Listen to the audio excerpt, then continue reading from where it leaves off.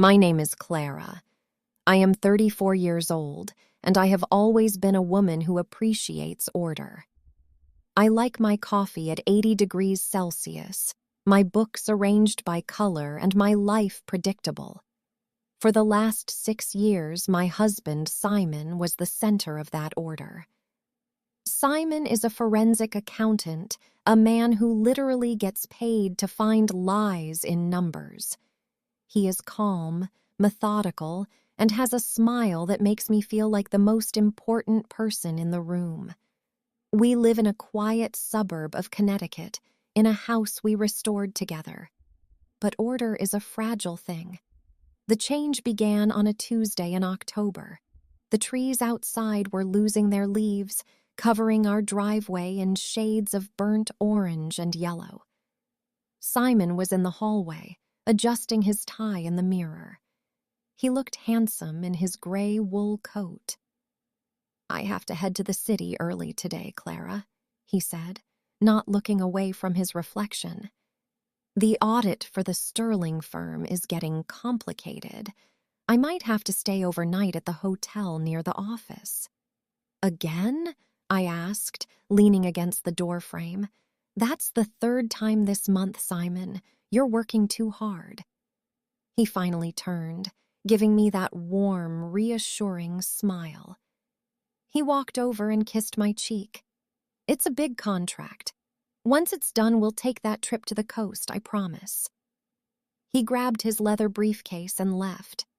I watched his car disappear into the morning mist. I felt a small, strange knot in my stomach, but I ignored it. I went to my home office to start my work as a freelance translator. At noon, the mail carrier arrived. I walked down the driveway to the mailbox, the cold air biting at my skin. Inside was the usual collection of junk mail and a utility bill. But there was also a small, square envelope made of thick, high-quality blue paper. There was no stamp. There was no return address, just my name, Clara Vance, written in gold ink. I took it inside and sat at the dining table. I opened it carefully with a letter opener. Inside was a single white card. It wasn't a letter. It was a printed receipt from a jewelry store I recognized. A very expensive shop downtown. The receipt was dated 2 days ago. It was for a diamond pendant worth $5,000. Under the customer names section, it didn't say Simon. It said Mr. and Mrs. Simon Thorne. My breath caught. Simon's last name is Thorne, but he hadn't given me a diamond pendant. My birthday wasn't for 6 months, and our anniversary had passed in the summer. I looked at the bottom of the receipt. There was a handwritten note in the same gold ink as the envelope. "She looks beautiful in it. Ask him about the house in Rosewood." I felt a wave of nausea. Rosewood? Simon had never mentioned a place called Rosewood. We lived in Fairfield. I pulled out my laptop, my fingers trembling as I typed the word into the search bar. Rosewood was a tiny, exclusive gated community about 40 miles north of us. It was a place for people with a lot of money and a lot of secrets. I tried to call Simon. It went straight to voicemail. "Hi, Simon, it's me," I said, trying to keep my voice steady. "Just calling to see how the audit is going. Give me a call when you can." I spent the afternoon in a trance. I couldn't focus on my translation work. The words on the screen blurred together. I kept looking at that gold ink. Who sent this? Why would someone want me to know? Simon didn't call back until 7 p.m. "Hey, honey," he said. He sounded tired but normal. "Sorry I missed you. It's a madhouse here. I'm definitely going to have to stay the night. I've already checked into the Hilton." "Simon," I said, clutching the blue envelope in my hand, "have you ever heard of a place called Rosewood?" There was a silence on the other end of the line. It lasted only 3 seconds, but it felt like an hour. In those 3 seconds, the man I knew disappeared. "Rosewood?" he asked, his voice a fraction higher than usual. "The furniture store?" "No, the neighborhood," I replied. "Doesn't ring a bell," he said quickly. "Why do you ask?" "Oh, I just saw an ad for a house there," I lied, my heart hammering against my ribs. It looked beautiful. "We aren't looking to move, Clara," he said, his tone suddenly sharp. "Listen, the waiter is here with my dinner. I'll talk to you tomorrow morning, okay? I love you." "I love you too," I whispered. He hung up. I sat in the dark living room for a long time. Then I grabbed my car keys and my coat. I didn't care if it was raining. I didn't care that it was a long drive. I drove to the Hilton downtown, the hotel where Simon said he was staying. I walked up to the front desk, my heart in my throat. "Hello," I told the receptionist. "I'm looking for my husband's room. Simon Thorne?" The woman tapped at her computer for a moment. She looked up and shook her head. "I'm sorry, ma'am. We don't have a guest by that name checked in tonight, or any night this week." The world seemed to tilt. I thanked her and walked out into the cold night air. Simon wasn't at the office. He wasn't at the hotel. I got back into my car and opened my GPS. I typed in Rosewood. If he wasn't in the city, there was only one other place he could be. I put the car in gear and began the drive north. I was going to find out who was wearing a $5,000 diamond pendant in a house that didn't belong to me. The order of my life was gone. The chaos had begun. The drive to Rosewood took nearly an hour. The further I drove from our comfortable suburb, the narrower and darker the roads became. The rain had turned into a thick, heavy drizzle that made the pavement look like black glass. My windshield wipers made a rhythmic thump-thump sound, like a second heartbeat filling the quiet car. I kept thinking about the gold ink on that blue envelope. It wasn't just a tip, it was a warning. When I finally reached the entrance of Rosewood, I saw a massive stone archway. A gold sign read Rosewood Estates Private Residence. There was a security booth with a gate arm blocking the road. My hands gripped the steering wheel so hard my knuckles turned white. What am I doing? I asked myself. I am a translator. I spend my days looking at dictionaries. I don't follow my husband into gated communities at midnight. The security guard, a man named Gideon, stepped out of the booth. He looked professional in his gray uniform, holding a clipboard. I rolled down my window and the cold, wet air rushed in. "Can I help you, ma'am?" Gideon asked. His voice was polite but firm. I'm here to see the Thornes," I said. My voice cracked. I used Simon's last name, hoping it would work. Gideon looked at his clipboard. "The Thorne residence is at 42 Silver Lane, but I don't have a visitor scheduled for tonight. Is Mrs. Thorne expecting you?" The words hit me like a physical blow. "Is Mrs. Thorne expecting you?" I am Mrs. Thorne, but clearly in Rosewood there was another woman with that title. "It's a surprise," I managed to whisper. "I'm a cousin from out of town." Gideon smiled sympathetically. "I'd love to let you in, but Mr. Thorne is very strict about his privacy. I have to call the house first." "No," I said a bit too loudly. "Don't call. He's probably sleeping. I'll just come back tomorrow." I put the car in reverse and backed away before he could ask more questions. I pulled over onto a dark shoulder of the road, just out of sight of the security booth. I turned off the engine. The silence was deafening. I sat there in the dark for 20 minutes. I watched the gate. Then a black SUV pulled up to the entrance. The gate opened, and the SUV drove through. I realized that if I waited for someone else to enter, I might be able to follow them if I was fast enough. But then I saw something else. A small service road to the right, used for construction trucks and gardeners. It was blocked only by a simple wooden chain. I got out of my car. My boots splashed into a deep puddle, soaking my socks instantly. I didn't care. I walked to the service road, unhooked the chain, and started walking toward the lights of the houses in the distance. The houses in Rosewood were not just homes, they were palaces.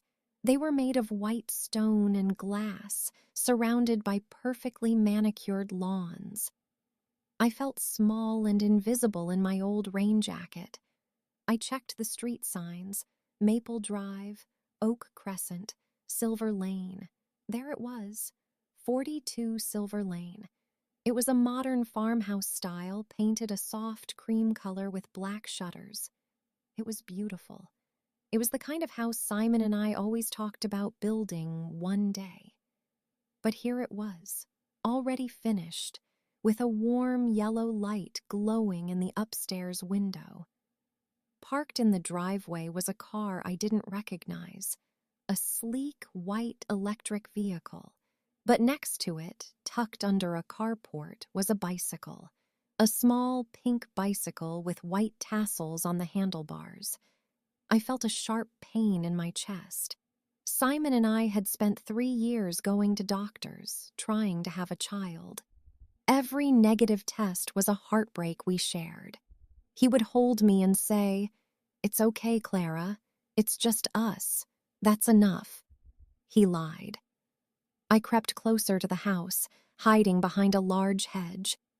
I moved toward the living room window. The curtains were thin and I could see inside. The room was decorated in shades of cream and gold. There was a large fireplace with a roaring fire. And there, sitting on a plush white sofa, was Simon. He wasn't wearing his suit. He was wearing a soft cashmere sweater I had never seen before. He looked relaxed. He looked home. Then a woman walked into the room. She was younger than me, perhaps 28. She had long, dark hair and was wearing a silk robe. Around her neck, sparkling in the firelight, was the diamond pendant from the receipt. Simon stood up and wrapped his arms around her.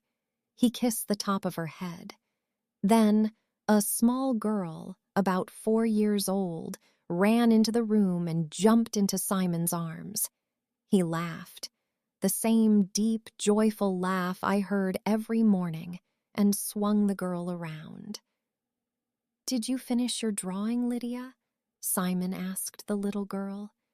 I couldn't hear his voice through the glass, but I could read his lips. I had spent years translating languages. Reading the movements of a mouth was easy for me.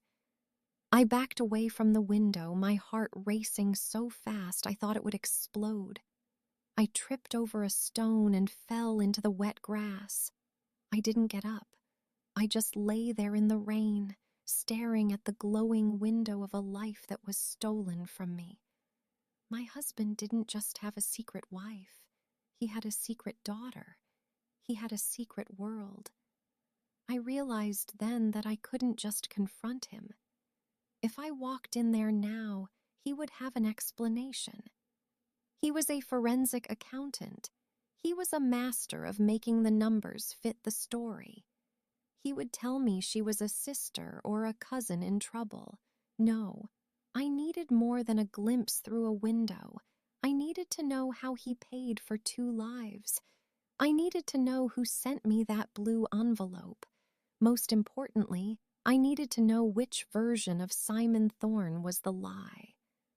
I drove home in a state of frozen calm. It is a strange feeling when your heart is breaking, but your brain is working at 100% speed. I didn't cry. I didn't scream. I just kept my eyes on the white lines of the road. By the time I reached our house in Fairfield, it was 3 a.m. The house was dark and silent. It felt like a museum, a place where my old life used to live. I went straight to Simon's home office. He always kept the door locked, but I knew where the spare key was hidden, inside a hollowed-out book on the hallway shelf. Simon was a forensic accountant. He believed he was too smart to be caught, which made him arrogant. Arrogance is a weakness. The office smelled of old paper and expensive cigars. I turned on his desk lamp. The small pool of light felt like a spotlight on a crime scene. I started with his desk drawers. I found nothing but tax returns, pens, and professional journals. Then I looked at his computer. It was password protected. I tried our anniversary. Incorrect. I tried my birthday. Incorrect. I tried the name of the street we lived on. Incorrect. Then I remembered the little girl's name from the window. Lydia. I typed Lydia 2022. The computer clicked and opened. My stomach turned. He had named his password after a child I didn't even know existed. I didn't look at his emails first. I looked at the bank folders. Simon was a master of numbers, so I knew he wouldn't keep the secret money in our joint account. I found a hidden folder titled Project Obsidian. Inside were spreadsheets, thousands of rows of data. As I scrolled, I realized that Simon wasn't just auditing firms. He was creating ghost companies. He was moving small amounts of money, $500 here, $1,000 there, from his clients' accounts into a private offshore account. Over 6 years, he had stolen nearly $2 million. This was how he paid for the house in Rosewood. This was how he bought $5,000 diamond pendants. He wasn't just a cheater. He was a criminal. Suddenly, a notification popped up on the corner of the screen. An encrypted message from a user named Blue Ink. Blue Ink. She went to the house tonight, Simon. You're getting sloppy. The gate guard told me she was there. Move the family before she goes to the police. My hands shook so hard I nearly dropped the mouse. Someone was watching me. Someone knew I had gone to Rosewood, and that person was warning Simon. The Blue Ink user was the same person who sent me the envelope. They weren't my friend.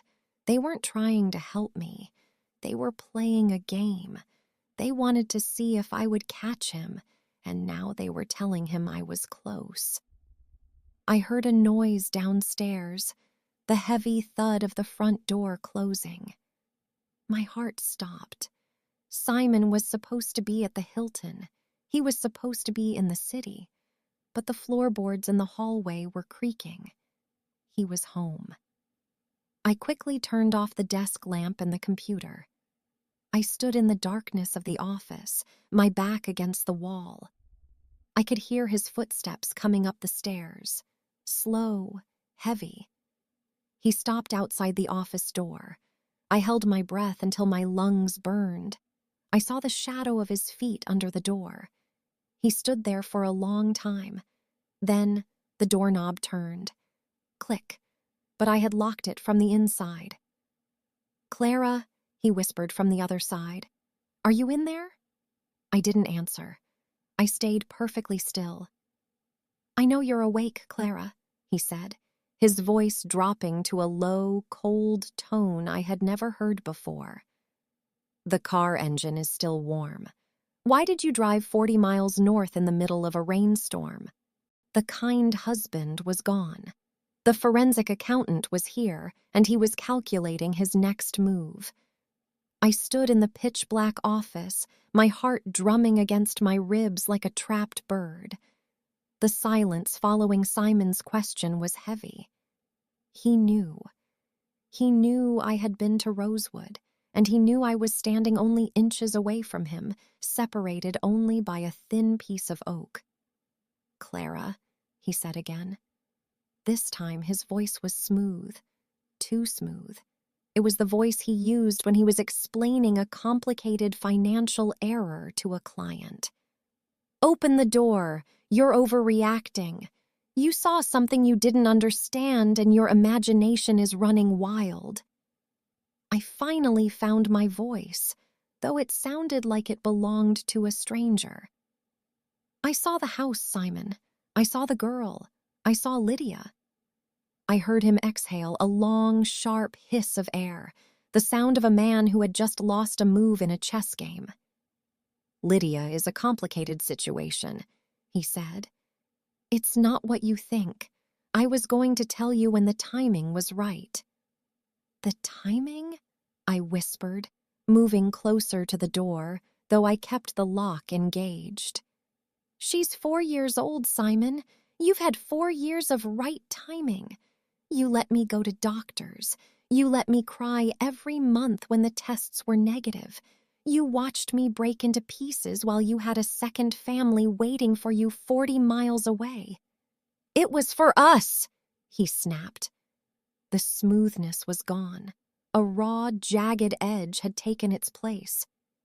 "Everything I did, the money, the house, the secrets, it was to build a future where we never had to worry again.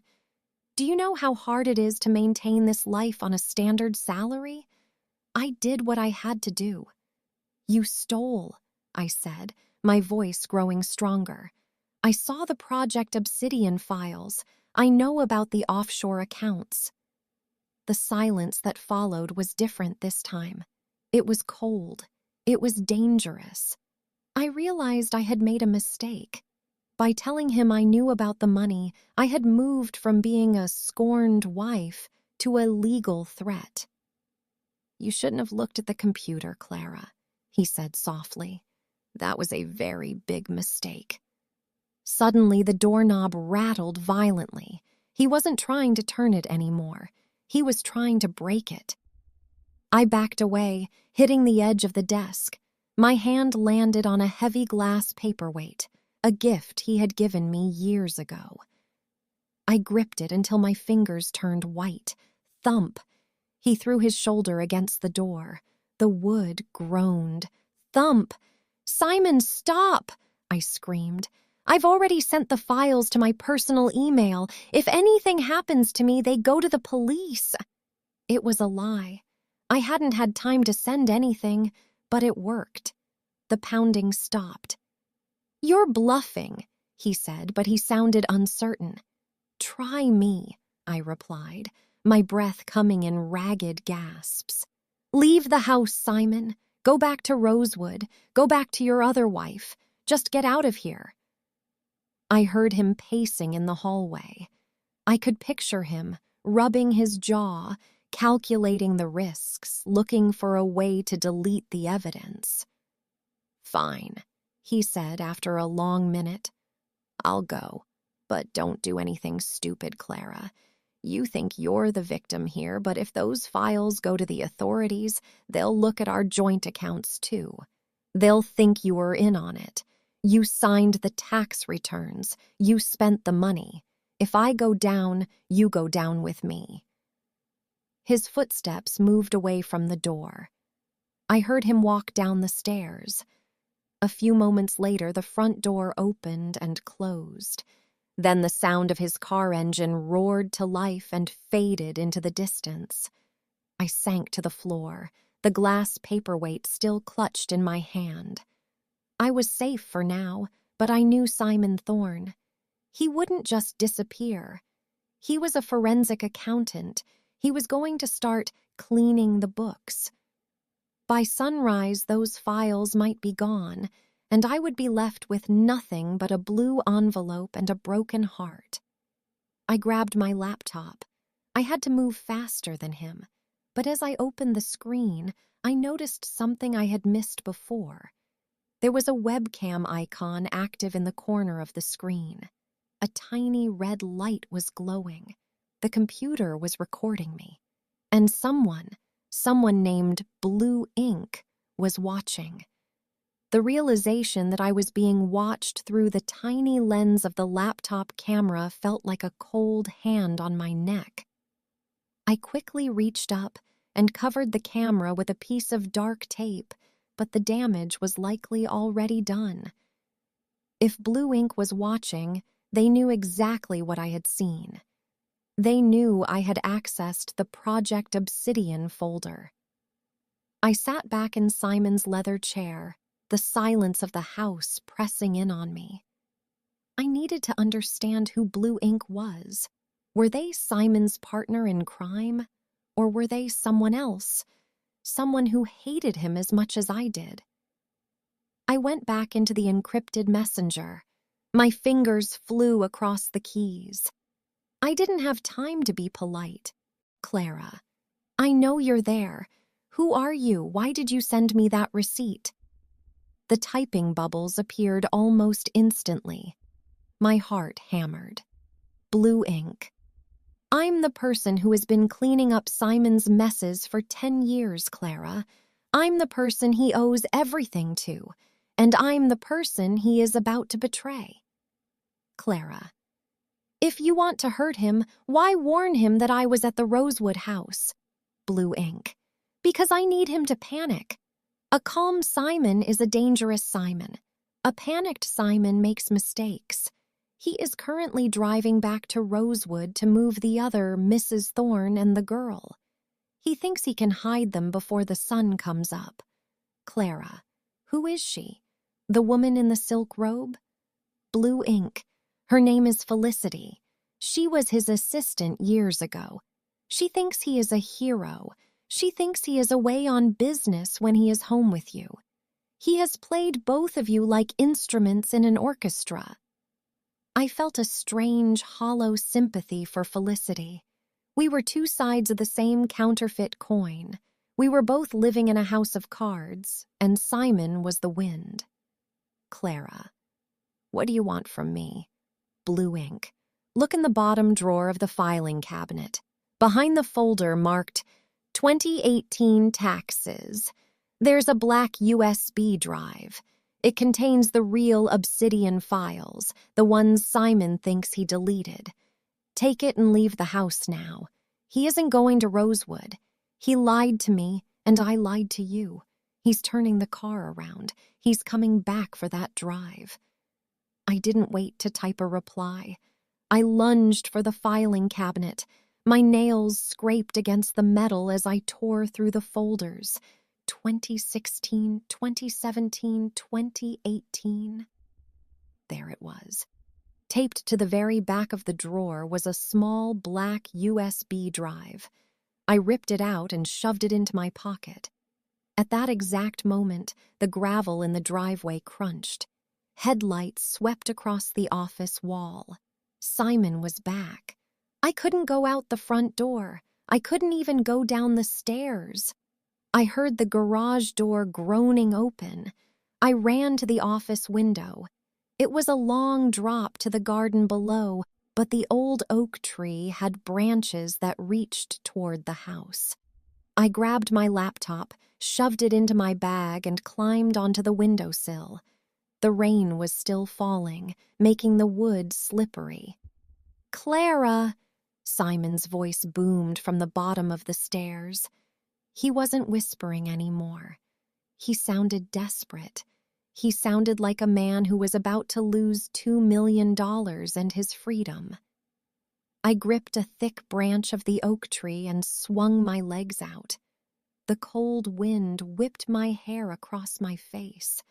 I heard the office door splinter as Simon kicked it open. Clara, give me the drive, he yelled, leaning out the window just as I dropped the last 6 feet into the mud. I didn't look back. I ran through the wet grass, toward the back fence. I knew the neighborhood like the back of my hand.